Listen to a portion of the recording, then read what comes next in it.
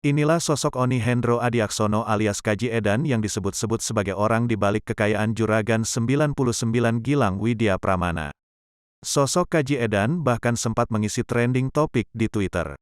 Akun bernama Abel KT, Legend Tweet pun pernah membuat utas atau thread di Twitter tentang sosok Kaji Edan. Setelah viral, Kaji Edan akhirnya membuat klarifikasi di akun Instagram pribadinya.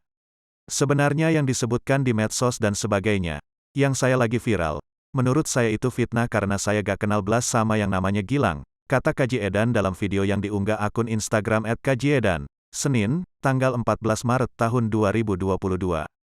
Disinggung adanya video di Instagram saat dia naik pesawat yang ada stiker J99, menurut dia itu hanya buah keisengannya saja. Saat itu dia meminta sang anak untuk mengambil video saat dia naik pesawat itu tanpa berpikiran apapun. Dia pun menganggap naik pesawat itu hal yang biasa.